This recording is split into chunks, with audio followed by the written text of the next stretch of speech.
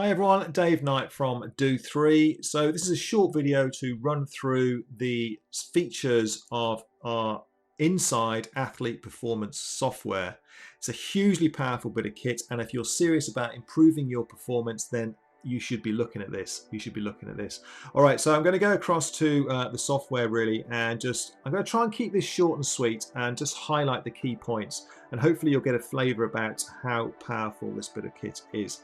All right, so first of all, this is a set of test results based on myself.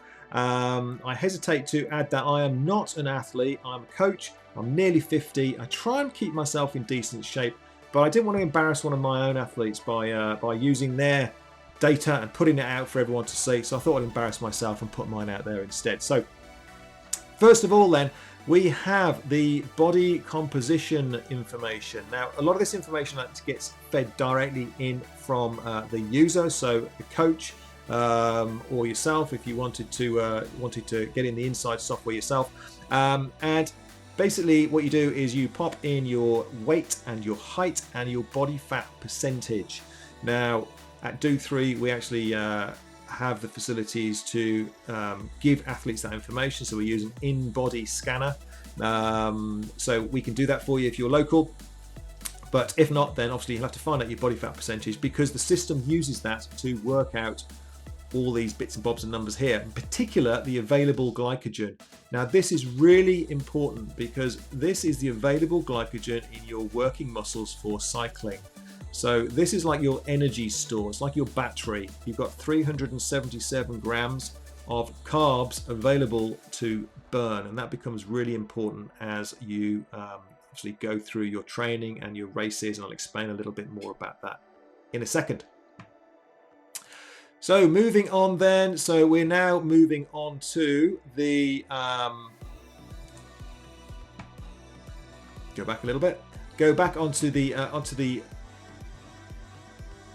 Metabolic Fingerprint. So this is a Metabolic Fingerprint, which is a single at-a-glance overview of an athlete's kind of metrics of where they are at the time they were tested. So generally speaking, the better scores are on the outside. So this kind of shape in the middle here over time would evolve and change shape, and you can identify the strengths and weaknesses. Some of these are not so good. So this one is popping up towards the outside. Generally higher numbers are better. But when it comes to body fat, not so much. So that one would ideally go down a little bit lower. But the point being that we can see at a glance the main parameters and where they are sitting and how they're progressing over time. So we've got fat max on here, VO2 max, VLA max, anaerobic threshold absolute, and body fat percentage. So the next chart down here is the performance development chart. Isn't a huge amount of information on here, but you can just see some dots in the middle, and again these dots are aerobic capacity, anaerobic capacity, and so on. Again, the key metrics. So these will change over time, and over time you'll see the lines going across the screen, and hopefully you'll see them tracking in the right direction, so that we can make sure that athletes' main parameters are heading in the right direction. So A, we know what they are, so how do you know if you're improving if you're not taking those metrics? And B, we can see that they are changing and moving and going in the right direction as training progresses. Next one, metabolic capacities. So these are little kind of speedo gauges which kind of indicate whereabouts the various parameters or various metrics, however you want to refer to them, where they are at any given moment in time. So this is obviously when the test is done. So first one, VO2 max. It's a number that everyone wants to know. VO2 max, it's your total aerobic capacity. It's the total ability of your body to be able to process oxygen. In general terms, the larger the number, the better athlete, the better performer you're going to be. Mine's down at 46.4, which is, okay-ish. But for an athlete, or particularly a competitive athlete or an elite or a pro, then you want to be much, much higher than this. So 46 mils of oxygen per minute per kilogram of body weight. So just to give you an idea, so elite cyclists, professional cyclists can be up in the 80s, sometimes even to the 90s. So they can process a damn sight more oxygen than I can. No great surprise, but yeah, it gives you an indication as to the kind of range that you could expect on here. Over time, you will hopefully see this VO2 max track up. It is trainable. There will be a natural ceiling, which is generally set by kind of its genetics. But we can certainly get it up and see how far it can track up, and then you will hit a natural ceiling. But really good potential for improvement for myself there, which I already knew. Next one, VLA max. This one is an indicator about whether you are a carb burner or a fat burner. So, and the rate of carbs and the rate of fat that you burn. I am down at 0.42 millimoles, which is low, but so it's indicating that I'm burning a lot of fat. I'm a fat burning machine, but it could come down lower. It could certainly come down lower. So I would burn even more, get even more of my energy from fat burn rather than kind of glycogen stores. So in general terms, the lower the number for for endurance athletes, so certainly triathletes, even sprint triathletes, with sprint being an aerobic endurance event, would want to be down towards the lower end of this. If you're Usain Bolt and you're just a huge kind of carb machine, in terms of your energy will come from your glycogen stores rather than your aerobic energy system, then the numbers would be, you want the numbers to be right up high. Similarly to people who are, for example, if you're a crit rider or you're a Tour de France cyclist, but you're a sprinter, then it would be the coach's job to figure out where in this scale you could be. So you would want to be aerobically efficient, but you also want to be able to unleash a lot of anaerobic power. So it may well be that an athlete like that would sit somewhere in the middle. So it would be the coach's job to speak with the athlete and find out what kind of event they're doing, whether they need that kind of explosive glycolytic power. Next one along, anaerobic threshold. So anaerobic threshold is the point at which your body starts to go anaerobic, and it can no longer produce produce energy using fat and using the oxygen, the aerobic system. It then switches across and becomes anaerobic and uses your glycolytic energy system to use those carbs to generate power. So clearly, the higher that number is as a percentage of your VO2 max, the better, because that means you're able to sustain an aerobic level of intensity as closer to your maximum aerobic capacity. So we keep an eye on this percentage here, 79.6%. Ideally, we could try and take that up a little bit. It's not too bad, but it's certainly a parameter that we can keep an eye on. There's your watts per kilo. So 3 watts a kilo, not very good, to be honest. It's certainly nowhere near where I've been in the past, but that's where it is at the moment. 3 watts a kilo, 266 watts. And if you were to spend a lot of time building up your VO2 max and pulling up your aerobic capacity, obviously that would improve, but it would also start to pull up your anaerobic threshold too. Next one here, fat max. So this is the point at which you are burning the most calories, or the most energy is coming from your aerobic system, and you're burning fat as a source of fuel. And for me, 176 watts. So if I sit at 176 watts on the bike, I am burning 406 calories an hour. And yeah, that's the highest point. It's the highest amount of calories I'm going to be burning across any of the effort levels. So any lower than that, I'll be burning less. Any higher than that, the actual amount that's coming from fat will drop, but the amount that's coming from carbs will increase, and it goes up rapidly once you go above this, and then certainly above the threshold. The next one down here is carb max, down the left hand side here, bottom left, carb max.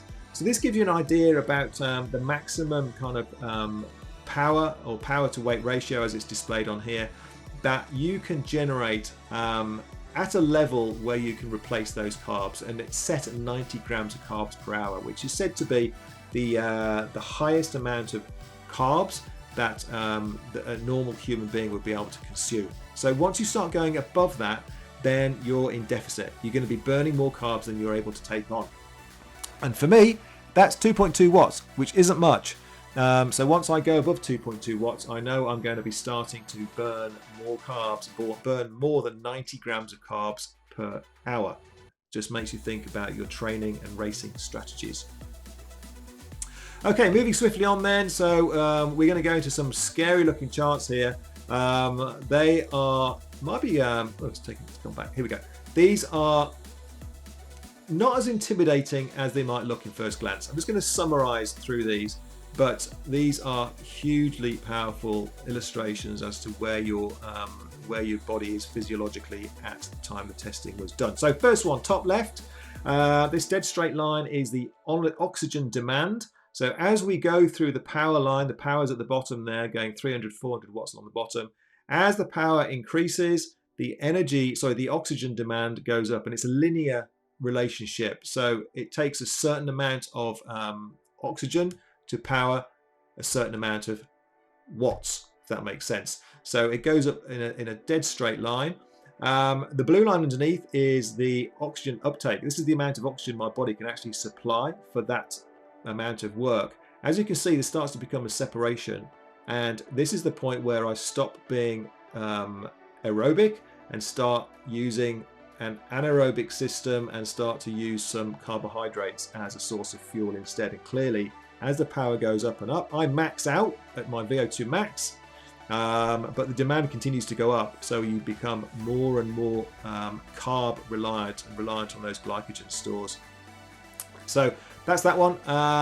This one down here is, this chart down here is the lactate production and lactate consumption or combustion chart. So the red line here is the amount of lactate in the system. And again, as we go through the power range, it starts off fairly shallow and then absolutely skyrockets as the power goes up. Not a great surprise. And the blue one is the consumption rate, and as you can see, as the power goes up, the consumption rate starts to drop, and there comes a point where those two lines cross, and you can't burn the carbs and use the lactate as quickly as it's being produced, and that's your threshold. So for me, it is 266 watts, which is terrible at the moment, but certainly something for me to work on.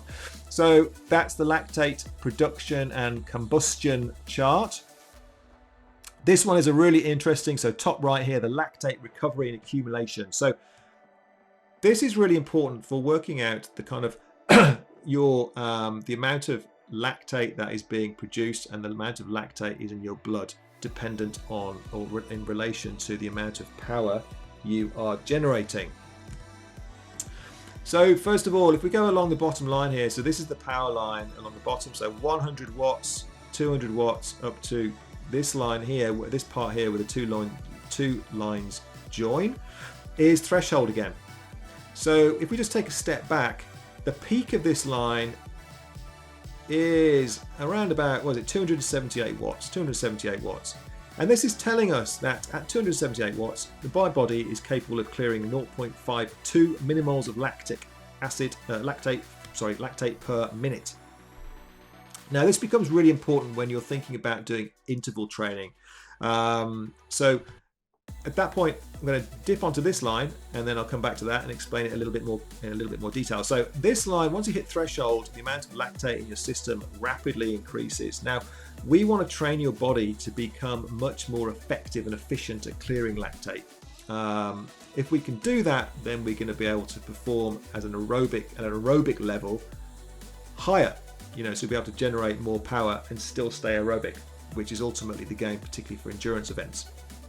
So just to give you an idea, let's pick a point on this chart here. So 350 watts, I would be generating 2.2 millimoles of lactate per minute. So if you do a 3-minute interval, then that's going to be 6.66 millimoles of lactate in your blood system. Now that's a lot.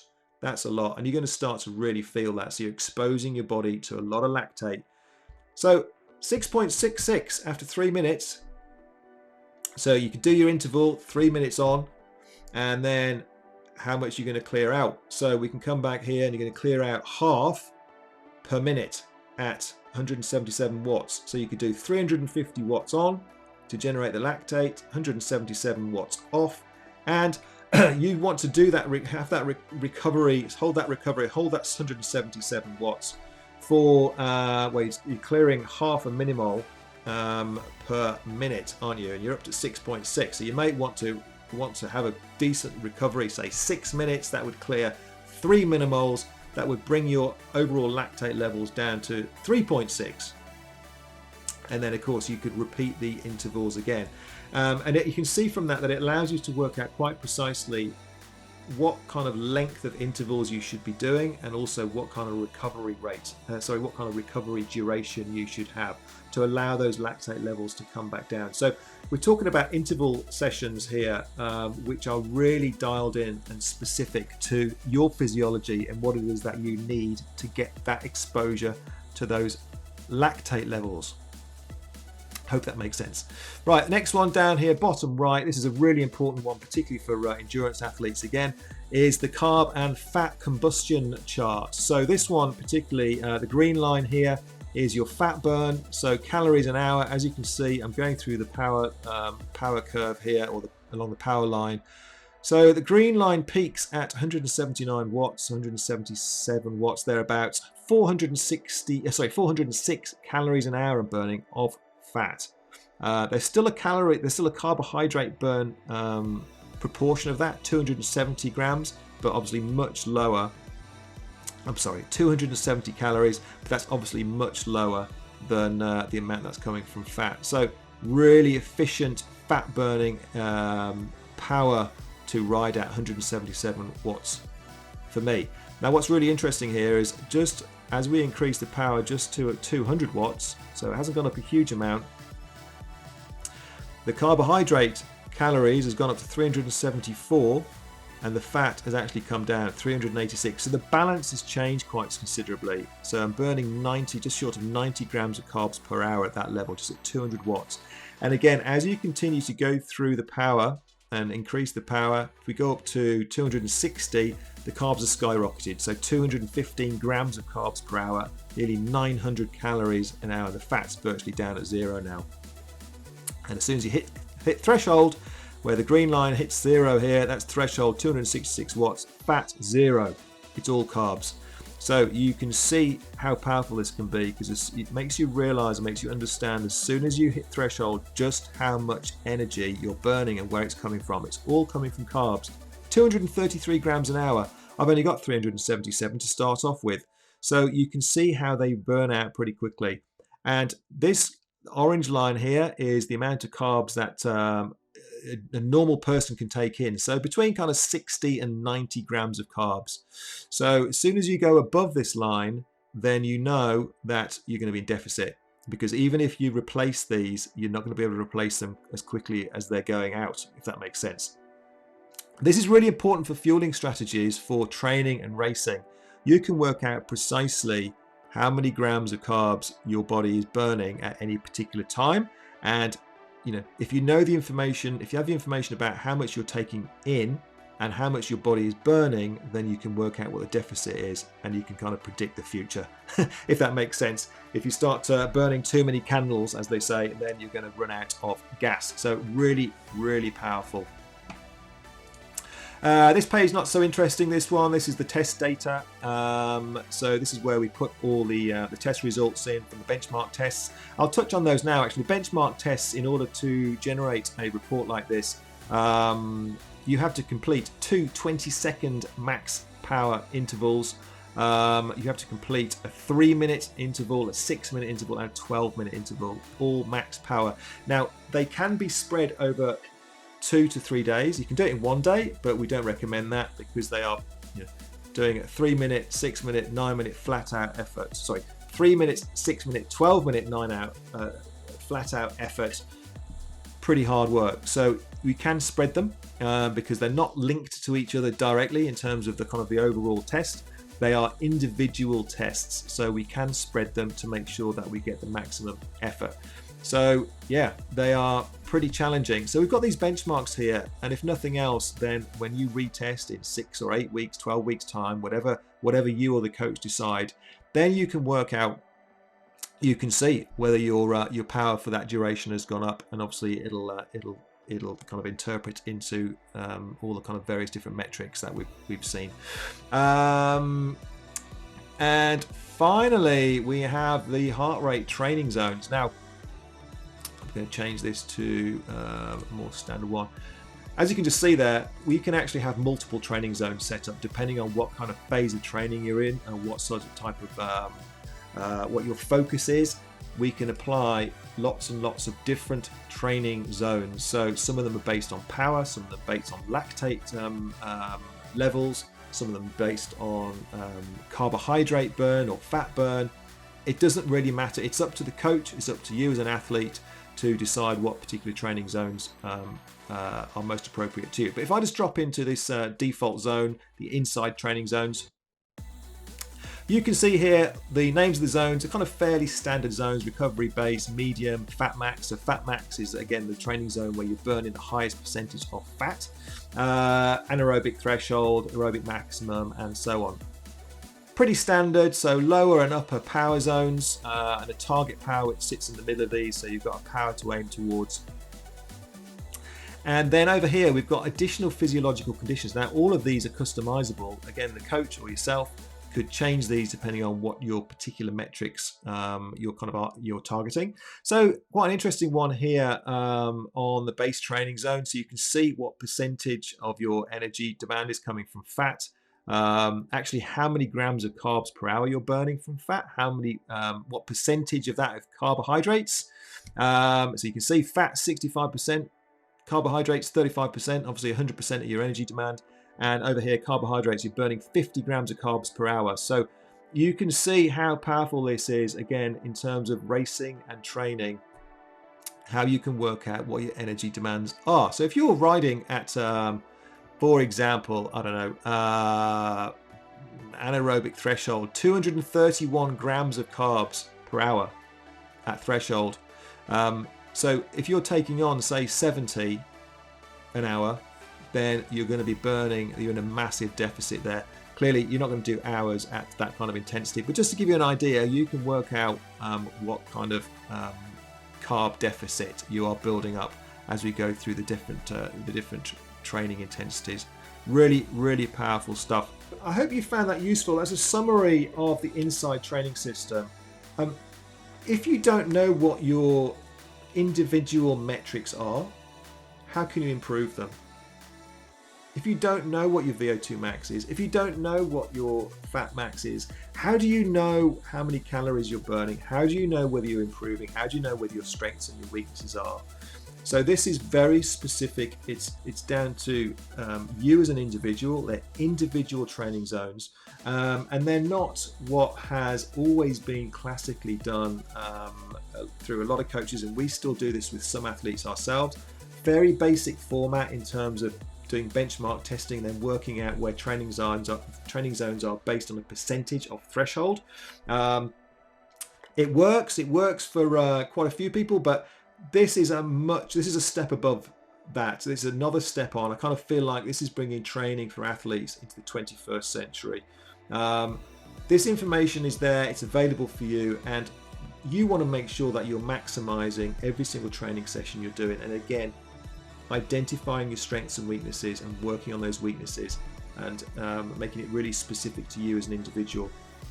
So we offer INSCYD training for running and cycling, a different protocol for running. It's a similar kind of thing, but both can be done either through us at Do3 Perform, and I'll put a link in the description below, or you can actually complete these tests remotely. We can send you the protocol, you can do the tests, send us the Garmin files or the whichever files that you have to record the information, and we will actually put that information through our INSCYD software. We will generate a report for you, and then we can speak to you about the results, your strengths, your weaknesses, what your metrics are, and what your kind of goals are, and how we suggest that you should try and improve. It's really, really powerful stuff. So if you're interested in that, give us a shout. Again, contact details will be down below. We can do this for anybody, anywhere in the world. So again, if it's done remotely, we just need those data files. We'll make sure that the data is accurate and the results are as we expect them to be. so that we may well kind of return it to you and bounce it back to you and ask you to repeat 1 or 2 of the tests if they're not as we would expect, just to make sure we get absolutely the right type of results. And that's it. But again, if you've got any questions, then give us a shout through any of the contact methods, or put a comment down below. If you found this useful, please press the bell, ring the bell, and subscribe to the channel, because it really helps us. We're trying to help as many people as we can with this, and with our future videos as well. But that's it for now, and I'll see you in the next video. Take care. Bye-bye.